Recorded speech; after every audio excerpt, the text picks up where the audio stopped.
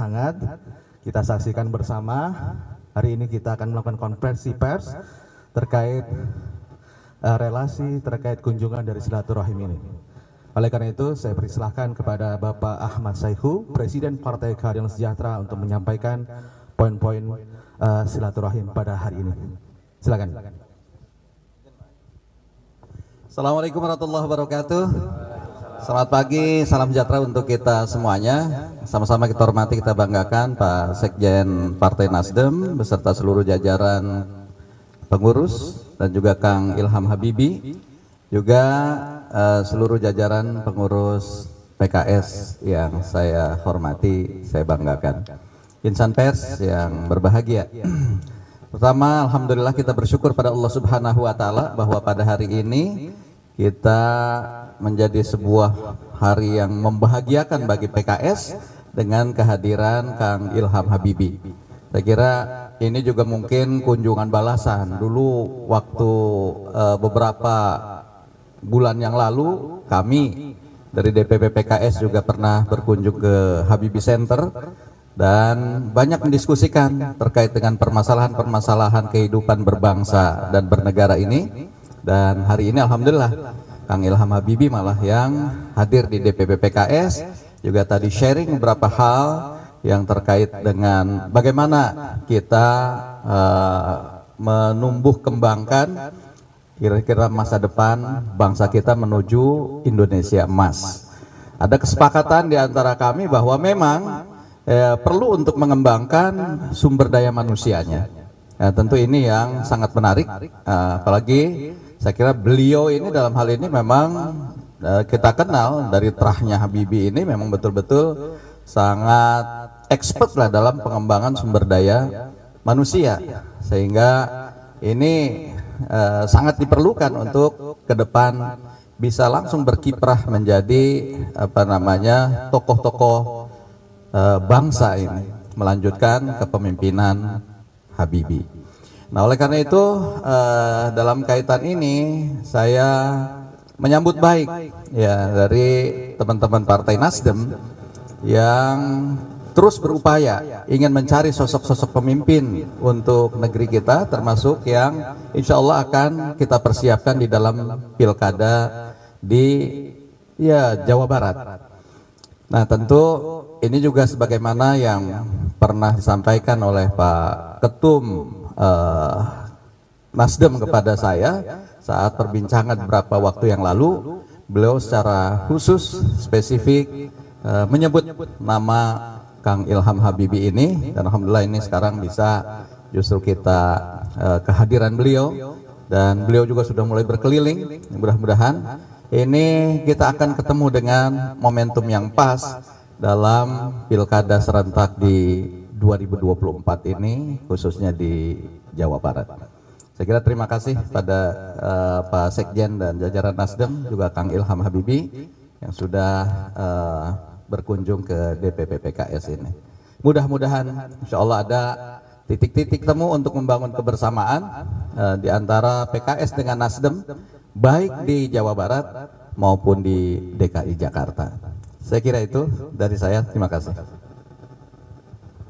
Baik, terima kasih Presiden PKS Ahmad Saihu, dan kami persilahkan kepada Bapak Sekjen untuk sampaikan. Assalamualaikum warahmatullahi wabarakatuh. Kantor PKS ini salah satu gedung yang sangat familiar untuk Nasdem. Ketika ulang tahun PKS kemarin, itu rombongan Nasdem itu terbanyak dalam sejarah menghadiri undangan. Saya mau to the point saja, nanti kita dengar banyak yang bilang. Tadi kami bicara banyak tentang Jawa Barat. Mengapa Jawa Barat? Mengapa Jawa Barat secara khusus menjadi atensi kita? Mengapa Jawa Barat menjadi pilihan Kang Ilham dalam membenahi Indonesia menuju Indonesia emas? Karena Jawa Barat provinsi terbesar di Indonesia. Jawa Barat berpenduduk terbesar di Indonesia. Jawa Barat lumbung industri Indonesia. Dan tidak kalah pentingnya, pesantren terbanyak di Indonesia ini juga ada di Jawa Barat. Nah, tadi kita juga singgung DKI, kita dikejar oleh deadline. Jadi kedatangan kami di sini untuk bersilaturahmi saling melengkapi. PKS meskipun banyak sekali kursinya di Jawa Barat tetap tidak cukup. Apalagi Nasdem yang cuma 7/8. Jadi kalau kita bisa mengulangi success story koalisi 01, kenapa tidak? Itu. Nah, saya tidak mau berpanjang lebar biar nanti kita akan dengar apa visi Kang Ilham. Tadi beliau menjelaskan itu, kita bersama-sama menghentikan beliau seperti ayahanda. Kalau ngomong tuh nggak ada berhentinya. Terima kasih. Assalamualaikum warahmatullahi wabarakatuh. Baik. Tanpa berpanjang kata, kita persilakan kepada Dr. Ilham Habibie untuk menyampaikan. Terima kasih. Ya, terima kasih. Assalamualaikum warahmatullahi wabarakatuh. Selamat pagi, salam sejahtera kepada kita semua. Terima kasih. Pertama-tama saya ingin ucapkan terima kasih kepada PKS serta jajarannya, terutama kepada Pak Ahmad Saiku dan teman-teman lainnya, dan mohon maaf saya tidak sebut satu-satu. Dan tentunya juga kepada rekan-rekan dari Nasdem, terutama Pak Taslim dan Bapak Ibu lainnya yang sekali lagi mohon maaf saya tidak sebut satu-satu. Yang pertama kali, selain itu, marilah kita panjatkan puji syukur kepada Allah Subhanahu Wa Taala karena olehnya kita berada di sini bersama-sama dalam situasi kondisi ini dan bisa ada kesempatan untuk berdiskusi dan juga menerangkan banyak sekali hal kepada Bapak Ibu sekalian, teman-teman dari insan pers. Jadi seperti tadi sudah disampaikan oleh Pak Ahmad Saiku dan juga Pak Taslim, Jawa Barat memang adalah satu provinsi yang sangat-sangat penting buat Indonesia. Dan itu karena kalau kita lihat masa depan kita, Indonesia emas, itu adalah tinggal 21 tahun lagi. Tapi bagaimana mencapainya? Apa artinya Indonesia emas? Indonesia emas adalah Indonesia yang maju. Nah, kemajuan itu bagaimana mencapainya? Kita untuk itu tidak harus kita jauh-jauh. Kita lihat saja contoh di lain negara seperti apa. Jadi negara apa di Asia yang telah melalui proses menjadi negara maju? Mungkin yang langsung kita ingat adalah Jepang atau Korea. Yang akhir-akhir ini dalam 30 tahun yang lalu ini yang biasa itu Tiongkok. Kalau kita lihat tahun 90-an, Tiongkok masih di bawah kita. Sekarang mereka udah 2 kali di atas kita. Kok bisa? Bagaimana caranya? Nah, seperti tadi sudah disampaikan oleh sangat tepat oleh Pak Ahmad Saiku, kuncinya adalah di sumber daya manusianya. Tapi bagaimana caranya? Apakah hanya cukup mendidik secara akademis itu langsung kita menjadi negara maju? Tidak juga. Mereka itu harus kerja diberi kesempatan untuk berkarya, untuk menciptakan nilai tambah ekonomis. Nah, itu di mana caranya? Kalau kita lihat dari Jepang, Korea, Tiongkok, semuanya menekankan industri mereka. Mereka negara industri. Itu tidak berarti bahwa industri hanya membangun pabrik, bukan. Tapi industrialisasi sebuah negara dan bangsa itu sebetulnya sekaligus juga transformasi daripada sumber daya manusia yang terkait. Dan manusia itu bisa berkiprah, bisa bekerja, berkarya di semua sektor. Bisa di pertanian, bisa di perkebunan, di perikanan, di pariwisata, semua sektor itu manusia yang sama yang telah melalui transformasi dirinya itu bisa berkarya, berkiprah dan bekerja. Nah, itu yang kita harus lakukan, dan itu Jawa Barat tadi sudah disampaikan oleh Pak Taslim adalah lumbung, bukan saja lumbung padi tapi juga lumbung industri. 55% dari industri di Indonesia ada di satu provinsi yang bernama Jawa Barat. Di lain pihak juga banyakkan SMK di Indonesia mayoritas di Jawa Barat, banyak sekali. Dan jangan lupa sektor akademia, pendidikan, ada UI itu dari Jawa Barat ya, Depok. Kemudian ada ITB, IPB, Pajajaran, Pariangan, Telkom dan sebagainya, banyak sekali. Jadi kita lihat di sini ada industrinya sudah ada. Harus kita perkuat, sektor pendidikan juga ada, harus kita juga perkuat, dan yang penting dalam konteks ini perlu ada kolaborasi antar sektor. Itu yang kadang kita masih sangat kurang di Indonesia.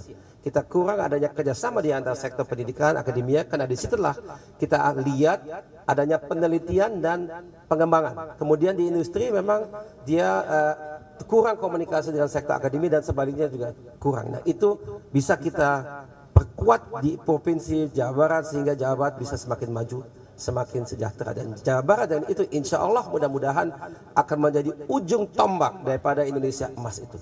Ujung tombak, jembatan, motor, apapun sebutannya, tapi itulah peranan Jawa Barat. Jadi kalau saya ditanya, Pak Ilham, Apa yang penting buat Jawa Barat? Itu 3 hal. Lapangan pekerjaan, pendidikan terkait, dan jangan lupa UMKM. UMKM di Jawa Barat banyak sekali. Mereka tidak boleh ditinggalkan, harus dikaitkan dengan pegawai industri ke depan. Jadi mereka bagian dari ekosistemnya untuk menjadi bagian dari kemajuan ekonomi yang insya Allah kita akan lihat di Jawa Barat. Saya kira itu saja karena saya tidak boleh ngomong terlalu panjang nanti sudah diingatkan.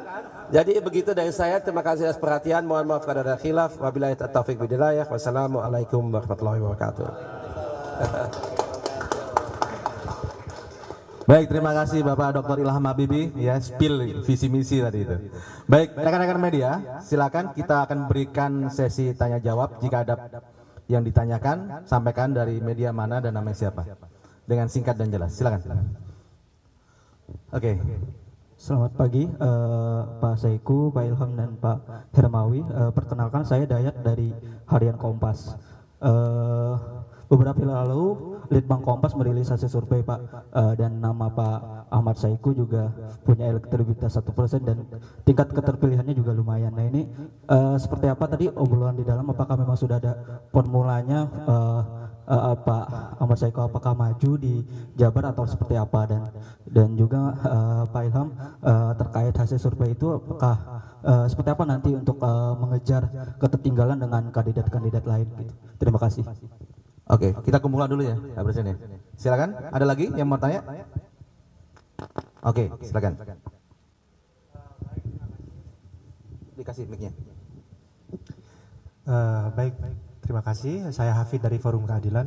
Ingin bertanya, tadi disebutkan bahwa ada kesepakatan-kesepakatan. Nah, kesepakatan apa yang sudah disepakati dari kedua belah pihak? Apakah memang ada kerjasama untuk maju di Jawa Barat atau seperti apa?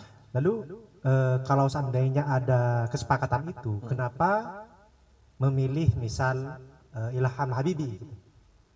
Terima kasih. Demikian. Oke, satu kali lagi ada kesempatan? Cukup? Kalau cukup langsung saya. Oke. Ya, Oke, Assalamualaikum. silakan. Saya Dewi Rahmawati dari detik.com. Mau bertanya juga ke Pak Saiku dan Pak Ilham. Ini kan di Jawa Barat sendiri tadi belum fix untuk PKS memberikan dukungannya gitu ke Pak Ilham. Nah, ini apa aja pertimbangan dari Pak Saiku sendiri? Nah, ini mungkin juga berkaitan sama tadi surveinya Litbang Kompas. Apakah PKS juga lagi mempertimbangkan soal nama Pak RK yang tinggi di sana? Kan ada Pak RK, terus yang keduanya itu ada Pak Deddy Mulyadi. Nah, ini apakah juga lagi dipertimbangkan sama PKS? Lalu apakah tadi di obrolan di dalam dari PKS sendiri apa ada usulan ke Nasdem dan juga Pak Habibie terkait kader PKS yang ingin mendampingi Pak Habibie jika pun nanti akan berkoalisi bersama itu? Makasih. Baik, kita cukupkan 3 dulu.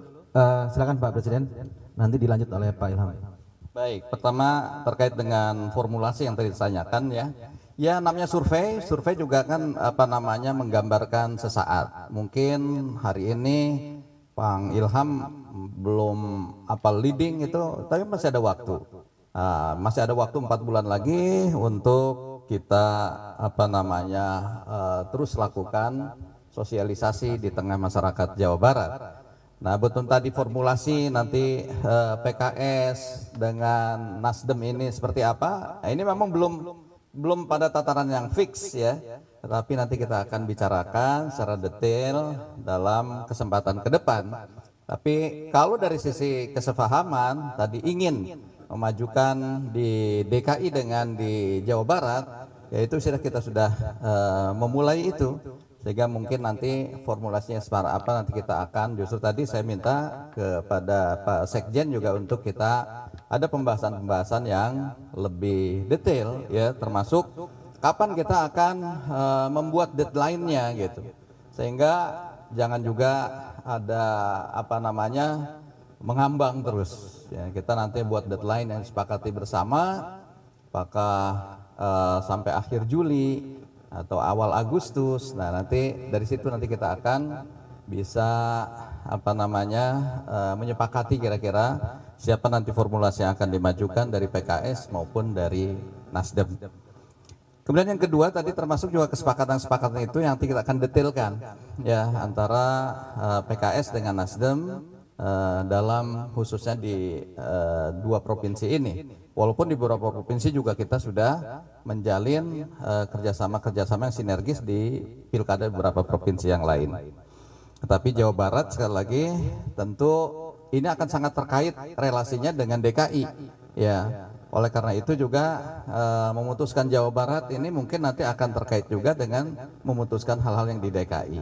Oleh karena itu sekali lagi ini kita akan dalami lebih lanjut dalam pembahasan ke depan. Ya, terima kasih. Baik, silakan Pak Sekjen dulu. Ya, terima kasih. Tadi di dalam memang kita katakan nanti kita akan bicara, kita akan breakdown kesepakatan besar ini. Tadi yang kita sepakati adalah kita ingin Jawa Barat menjadi gerbong utama menuju Indonesia Emas. Karena apa ya, tadi alasan-alasan sudah dijelaskan oleh Pak Ilham. Kita juga sama-sama memperhatikan tenggang waktu yang semakin sempit, oleh karena itu menindaklanjuti pertemuan Presiden PKS dengan Ketua Umum Partai Nasdem 2 minggu yang lalu. Tadi ditegaskan lagi kita akan segera mengerucutkan, mengkonkretkan khususnya di Jawa Barat dan DKI. Jawa Barat ini kan kita harus kompatibel. PKS dengan kursi yang begitu banyak pun tidak cukup sendiri, apalagi Nasdem. Jadi kita akan terus membangun kebersamaan ini sampai pada titik kita punya kesepakatan bersama. Saya kira itu aja yang saya bisa jelaskan. Terima kasih. Terima kasih. Dari saya tidak banyak tambahan karena semuanya sudah disampaikan oleh Pak Ahmad Saiku dan Pak Taslim. Satu hal saja, tadi ditanya apa yang harus dilakukan untuk memperbaiki situasi dari segi survei. Tentu itu saya kira jawabannya klasis ya, kita harus sering tampil di media, baik media formal maupun yang sosial, dan tentu Jawa Barat dengan 27 kabupaten dan kota itu kita harus ke akar rumput, banyak bertemu dengan orang, organisasi, tokoh, berkunjung ke banyak pesantren dan sebagainya seterusnya. Saya kira itu memang sedang dan akan lebih banyak dilakukan di masa mendatang dalam 4 bulan yang akan datang ini. Sekian dari saya. Baik, cukup saya kira teman-teman, dan kita kasih aplaus yang meriah buat PKS dan Partai Nasdem. Dan sekali lagi terima kasih kepada rombongan Partai Nasdem yang hadir dalam pertemuan ini. Semoga ke depan kita bisa menjalin relasi yang semakin baik. Baik, demikian teman-teman semua, teman-teman media, terima kasih atas kehadirannya dan meliput acara ini. Dan jika ada pertanyaan nanti mungkin lewat doorstop aja ya. Oke.